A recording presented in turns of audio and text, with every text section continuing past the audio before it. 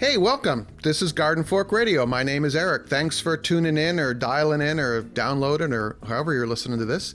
I have a YouTube channel and this podcast. It's a kind of an eclectic hot mess of whatever is interesting to me and what I think might be interesting for you.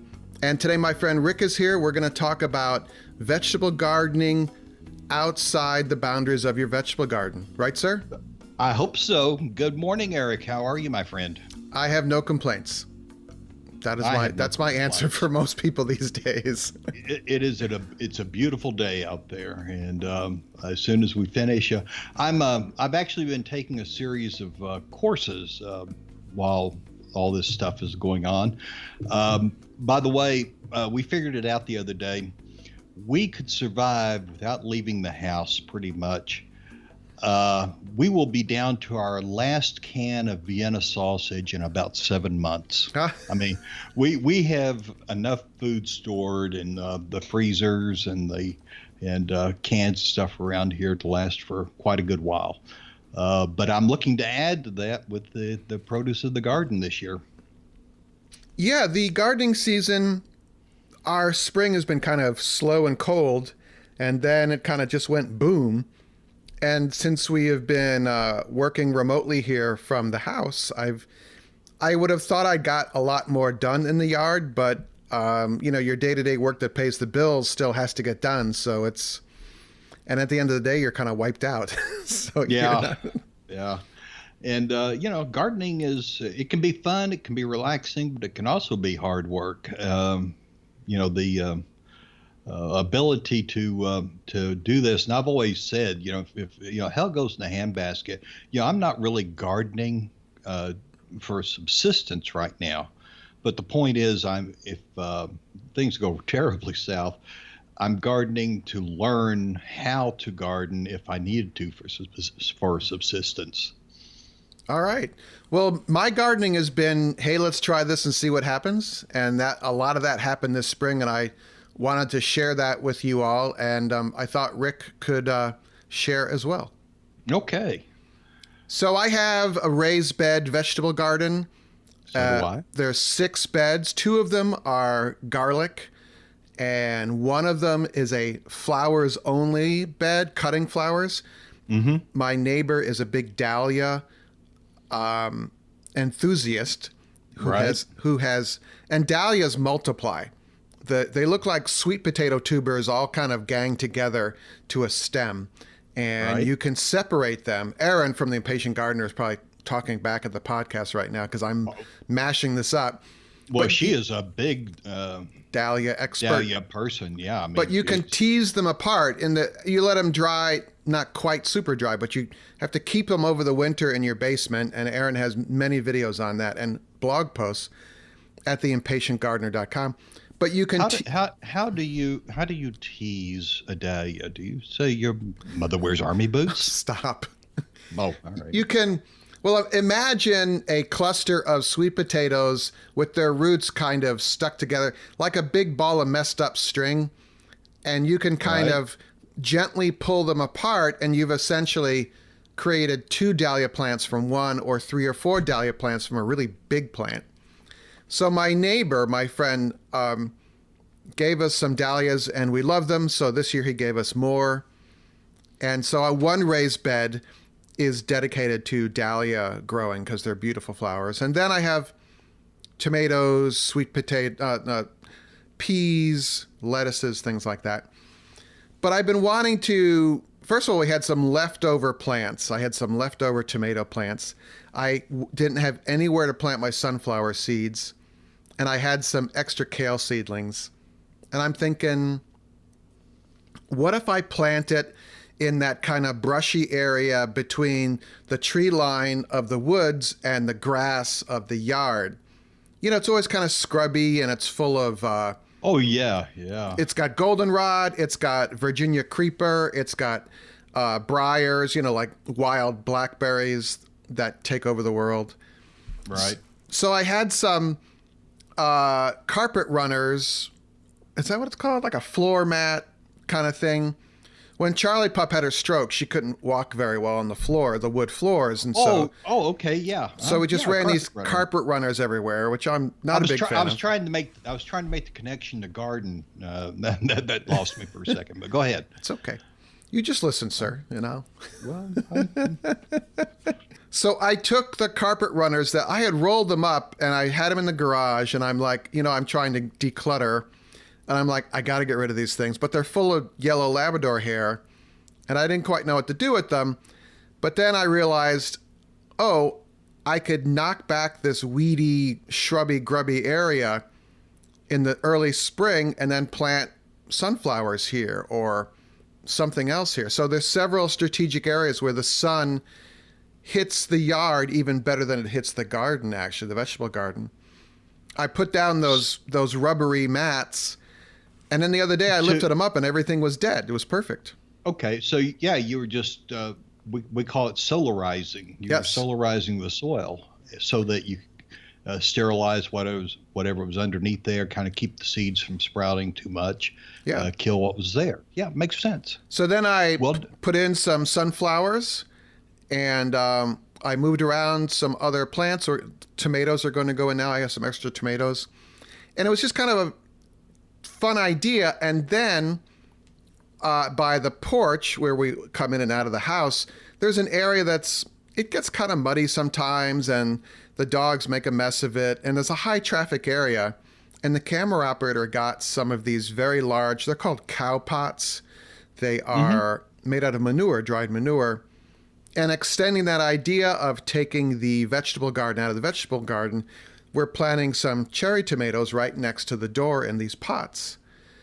And so I just thought this was all a brilliant idea to share with everyone. Yeah, well, that is a brilliant idea. You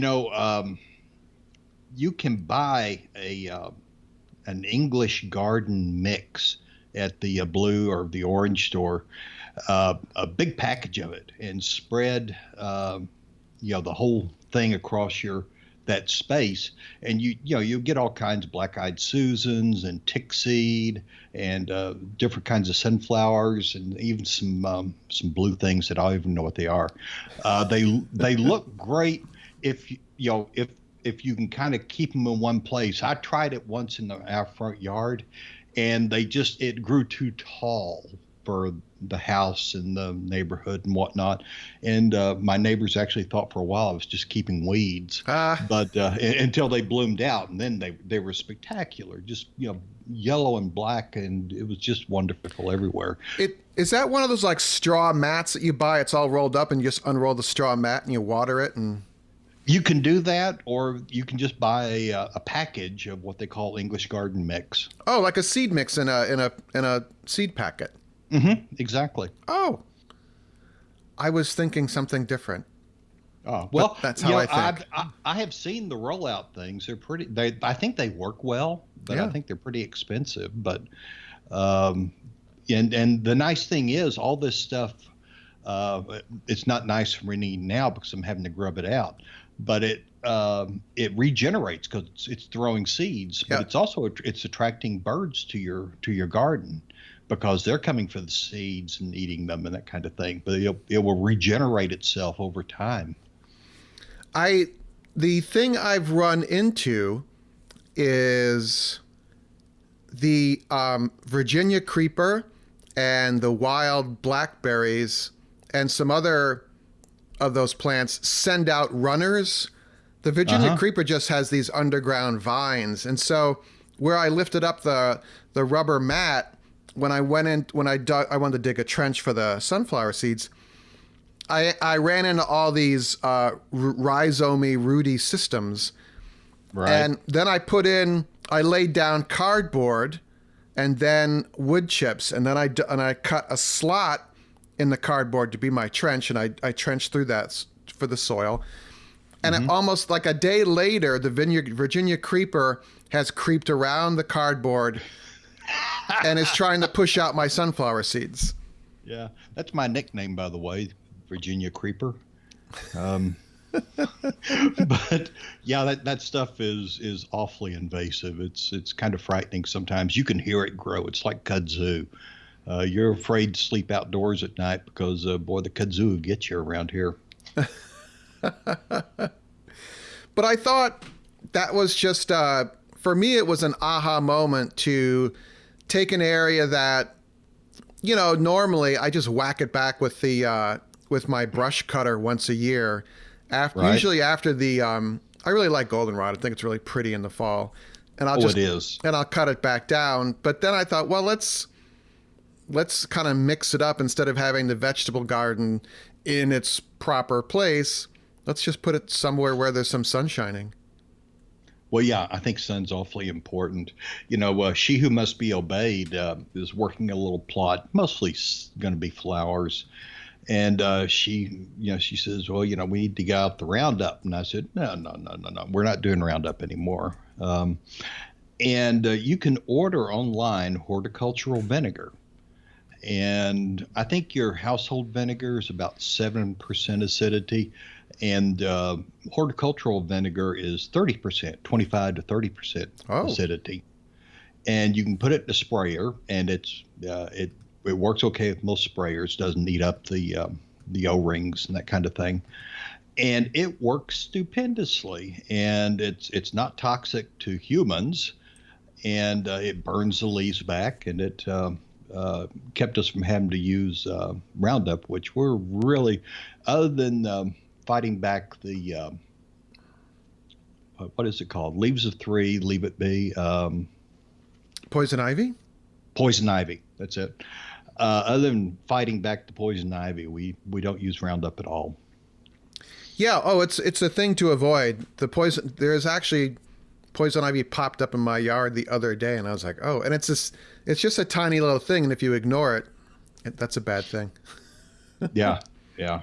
And I turn out to be one of those people that are highly reactive. I've got a neighbor who has it all over his yard, and he gardens like crazy, and it doesn't bother him at all. He can pull it barehanded, and he doesn't get any kind of reaction at all. Wow, he's better than most of us then. Yeah, no kidding. But I'm highly reactive, so I do my best to keep it away. Good to know. I won't ever bring you a pot of poison ivy. But I'm really I'm only growing this year two things: tomatoes and okra. And that's going to be pretty much it for us. I have we've talked in the past. I've just about had it with squash bugs and vine borers, and I have surrendered. I will not do those anymore. Yeah, the last time I planted some brachia, which are the broccoli, cabbage, stuff like that. I put it out, and I put out 10 plants, and I swear, 5 minutes later, this white cabbage butterfly comes flying over. Yep. I mean, out of nowhere, it was just an endless battle. So okra grows here like you wouldn't believe, and we happen to eat a lot of okra anyway, so that's good. And then, of course, tomatoes. Wouldn't be summer without tomatoes.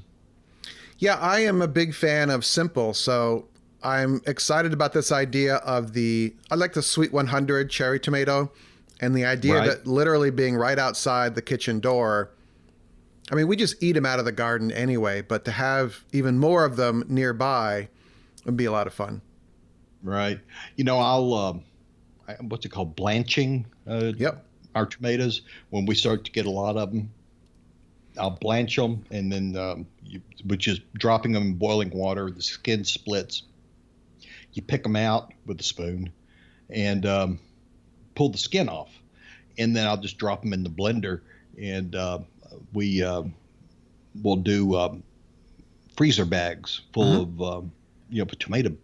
Well, not tomato paste really, but whatever it is, just pulp, tomato pulp. Pulp, yeah, tomato pulp, and then you can make all kinds of wonderful dishes out of it. Of course, if you don't care much for okra because you think it's slimy, then you need to add an acid, and tomato makes a wonderful acid. So a can of crushed tomatoes in your sliced okra and boil it a little bit. Add a big tablespoon of Worcestershire sauce, and you got a delicious side dish in almost no time at all. Yum! Now I want okra. and I'm in New England. It probably grows there. They list it in the Fedco seed catalog, which is a seed catalog from Maine. So there must be a short season okra. Must be, yeah. Okra down here keep going damn near all year. Huh. No, it would not make it here. I imagine dahlias would work down there almost year round as well. I bet so. I'll have. She who must be obeyed is in charge of all the flower needs of. Yes, so we have lilies, we have peonies, we have lots of lilac. She loves lilac, which is wonderful. Except it's such a short season for it, a blooming season. Yep. But still, that's they give her joy, and my job is to ensure that she gets her joy. Of course it is. The other thing that I've realized is to try, much like you, is to simplify the gardening. Because right now I have, I can hop out at lunch and noodle around a little bit and come back. And I'm like, well, when the real world goes back in the going, we won't be working out of the house. And I want to make it productive yet simple, so it's not a distraction to me. So it's like, right. Like a lot of people, I can get overwhelmed when I have too much to do. And I'm like, I want to focus on the simple, and boom, done, you're out, Right. And, chasing vine borers and that kind of stuff. My days for doing that kind of thing are over. And the squash bugs, they taunt me when I go outside now, because they just want me to plant something so they can then humiliate me again. I did see one of those moths that is the adult of the tobacco hornworm the other day. Oh, really? That looks like a little hummingbird. Mm-hmm. Yeah, they're huge actually for a moth. Yeah, and they're quite active during the day, which I think is a little unusual for a moth, but I could be wrong.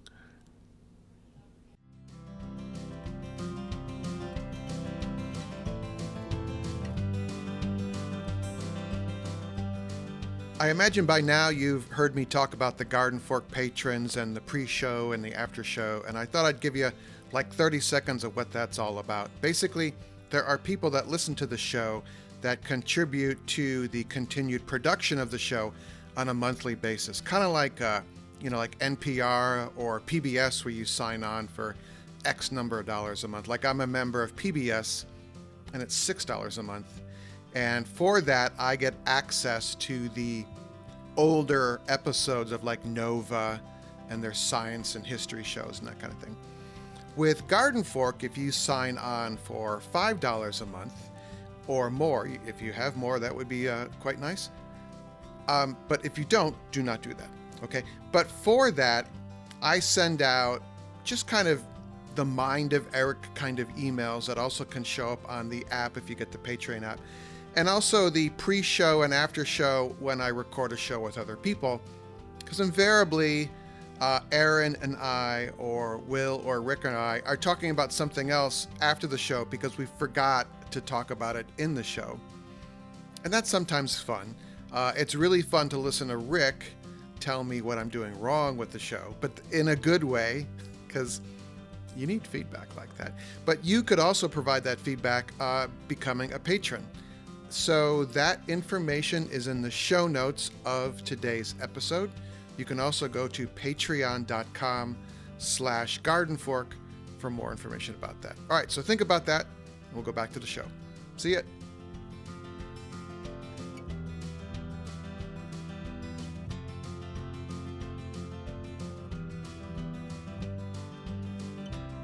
Speaking of someone who does know something, we got an email from Kevin, who is our expert on everything, about sump pumps, because Aaron and I were talking about our flooded basements.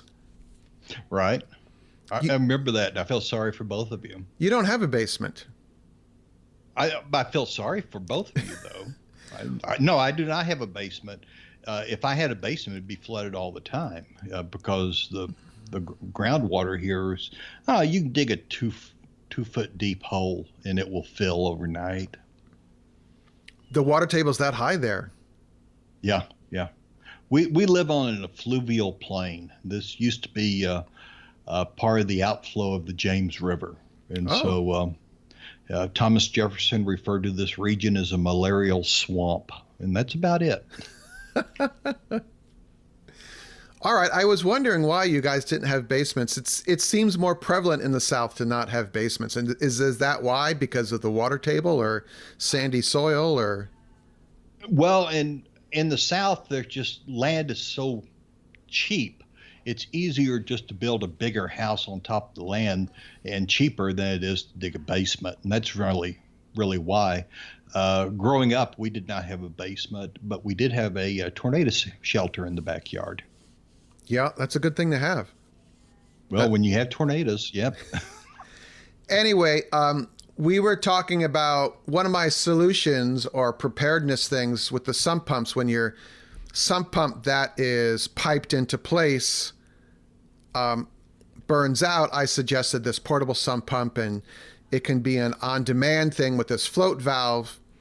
And Kevin sent me a picture of his sump pump connection to the outlet, and he said, I discovered through desperation a trick with submersible sump pumps. The power from the wall. Oh, sorry. Go ahead. No, I said which is. I'm trying to help you. Oh, trying sorry. to be a good sidekick here. You know, you're Ed McMahon to your Johnny Carson. So he says, I discovered through desperation a trick with the submersible sump pumps. The power from the wall is sent through the float, then to the pump. My pumps all have a double plug, see the photo. If you separate them and use the second plug for power, the pump will run continuously. So what's happening is the switch basically plugs into your wall outlet. And then on the back end, in other words, the part of the plug that's looking at you in the face has its own female connector, and you plug the sump pump power cable into that. So the switch controls the power from the outlet through the little gizmo, and then it feeds it into the power plug of the pump. Ah. And if you just take the power pump of the plug and you don't go through the little in-between gizmo and plug it right into the wall, it's always on. It'll run continuously. Is that good? Yeah, that's good to know. That is good to know. Oh. Because if your switch broke or you wanted to use your sump pump somewhere else, I see. Or if it kept on cutting in and out. So that was cool. He sent me a photo of the plug itself. Well, interesting. He knows a lot of stuff, that Kevin. He knows everything. Whether it's your DSLR cameras with the the electronics now instead of the film. He knows how to clean the plate and the sensor and all that. Yeah. So he just knows everything. He needs to be here. Why am I here? I don't know anything. Because I called you, and then you called me back, and I was foolish enough to answer the phone. But anyway, even though I saw it was I only have one experience with sump pumps, and that was on boats. We left Annapolis and sailed down Chesapeake Bay and out to Bermuda. And then about 2 days out of Bermuda, headed for the islands. And about 4 o'clock in the morning, 4 o'clock in the morning, my propane alarm goes off, which is kind of a problem in itself, just a kind of an existential question. Yeah. Because a boat is a hole in the water, and it holds water out, but it also keeps gas in. Right. And so when your propane alarm goes off, does that mean you're about to explode? Yeah. Don't light it. Don't light a cigarette. Yeah, and believe me, there are plenty of things that spark on a boat anyway, just when little motors come on and that kind of stuff. And I solved this question when I jumped out of the bunk, and I was standing in about 3 inches of water. I said, aha, the salt water shorted out the propane sensor. Oh. And so in the middle of the night, I first thing I do is I hand She Who Must Be Obeyed about a 12-inch little pipe that you fit over a fitting on a hand pump that's in the cockpit. And I said, "Here, pump the boat dry." And she didn't think that was funny. And so I started, pulling up all the floorboards, and you have a way of doing this. You start usually at the front, and you work back looking for leaks at all the different places. And we, kicked in the diesel, and I had a switch on the diesel exhaust because it's a saltwater cooled system, and a switch into a sump on the boat, so it would use the diesel to pump the boat dry as well. And then I had a couple of electric sump pumps to hook up to battery cables to drop wherever I needed them. And finally found it, and we had to shut off the engine, which by this time was really hot. And I had to lay on top of the engine using some of those flotation seat things and get back to the very back of the boat where they have what we call a packing gland. It's where the drive shaft. Prop shaft goes through the hull. And the nut had backed off, and there's little pieces of, think of them as cord. It's actually a flax kind of stuff that you cut, and you put 5 or 6 of these around it, and then tighten it down with the nut to hold a compression. And you want about a drop a minute of water coming into the boat through that, because it helps lubricate the shaft and keeps it from getting hot. And anyway, that bolt had twisted off somehow, probably because the prop was spinning backwards when it's out of gear, and it worked that loose and blew all the packing gland out, and the boat was filling with water. And so we crawled back there, screwed it all back together, and pumped the boat dry. And then we had a glass of wine, and I went back to bed. That's amazing. I would have never thought that for the cooling you could use basically the big old diesel in the back to pump out the boat. That's kind of brilliant. That's really brilliant. Well, thank you. Erin's a big sailor. She knows about this. It's a standard. If you're really deep water sailors, you got to be prepared to rescue yourself, because having the diesel pump is good. You got to worry about strainers and stuff getting into your impeller and all kinds of stuff. So you got to be careful about it. You certainly can't run it dry. So you get it down to a level you can manage, and then you switch it back to outside water, so you're not pumping from the inside anymore. Wow. So did you continue on your trip, or did you circle back? Oh, no, we went on down. We ended up in Charlotte, Amalia, St. Thomas. And then the next day we were running a little late, so we scooted on across with the trade winds, which is what we were looking for all the time, over to Puerto Rico. And we did a tour at the Naval Hospital at Puerto Rico. That's great. How cool is that? So that's my sump pump story, but I don't have one about pumping out my basement. Yeah. It's not fun, but at least you're on land. So it's like at least it's not like, why did I do that dumb thing? And now I'm sinking 2 days out of Bermuda, Yeah. Well, stuff happens, and it was a wonderful trip. Other than that, we had Seaman Scruffy with us, a Cairn Terrier. It was just the 3 of us, and She Who Must Be Obeyed and I were in the Navy. We call it hot bunking, port and starboard watches, about 5 hours each. We just swap off, and the boat had a wind vane, which would keep it on a particular course set to the wind. That's not necessarily a course. And so mostly we did a lot of reading and cooking, and had time to nap. And Seaman Scruffy, the sea is a very sterile place for a dog, because a dog lives its life through its nose. Right. And so when Seaman Scruffy would, jump up and start barking, we'd start looking around, and sure enough, there would be whales or porpoises or something in the area, because he could smell the exhalation Yep. of the whales. And it was just a treat to him. We had to kind of constrain him. Of course, he was always tied to the boat, but we had to make sure he didn't try to jump in, swim out, and play with the whales. Hey, we have a couple of cool announcements here. Okay, is this the announcement you make where you say I'm always complaining and whining about how you do the show? No.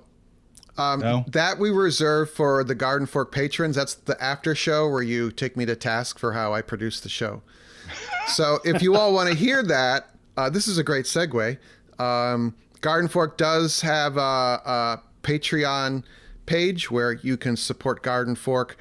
It's like I asked for $5 a month, which is like a fancy cup of coffee a month. And for that, you get behind the scenes with Eric. I post stuff to the Patreon Garden Fork app. It also comes in an email to you. We have the after show where we discuss stuff after the podcast. It's kind of Eric's brain, and that's usually a good thing, I think.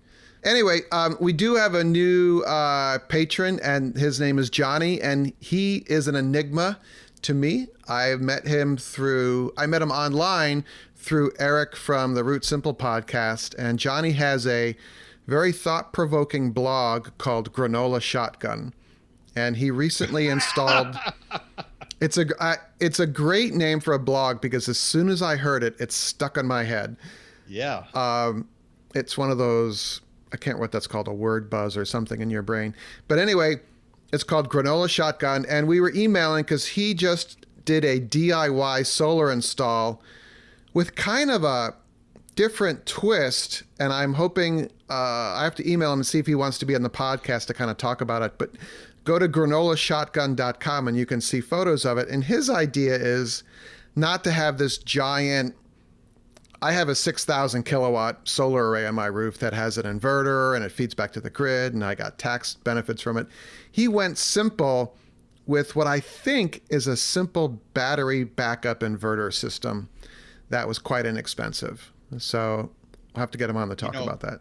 I have thought about doing something like this, and I thought about going down to the Yellow store and getting one of those ultra cheap two-wheel trailers you pull behind your car, and you take it to the red or blue store to get a sheet of plywood or something. Right. And putting a hinge on the bottom of two solar panels, 60-watt solar panels, and then hinges on the side so that you had 4 60-watt solar panels, and then you could fold them over each other to cover them when you don't need them. Right. And then 8 6-volt batteries, which give you, you wire it right, you get 48 volts into an inverter. And then just use a notch stick to set the angle of the solar panels when they're open. So when you're using them to get the right angle, try to get angle, and then just move the tongue of the trailer around to get the azimuth right as the sun moves across the sky, and use instead of a generator, just have a permanent emergency solar system that I could keep covered with a tarp and pull out whenever the power went out. That would work. Just a thought. Yeah. Now you got me thinking. Because Harbor Freight Tools has those trailers, they like fold up. I mean, I think they have like a 4x8 bed or maybe a little smaller, but they can fold up and go into your garage against the wall, but you could use that with some panels and oh, wow. Yeah, that's exactly what I'm thinking. And then I thought, well, another use, we could... Okay, after excising that comment, I'd like to move forward with some great reviews that people have written on our iTunes page. And this is from Michelle, who I know from the Garden Fork discussion group on Facebook. I love the title of her review. Exceptional Normal Folks. Wow. Isn't that great? She must be talking about you. Yeah, 5 stars.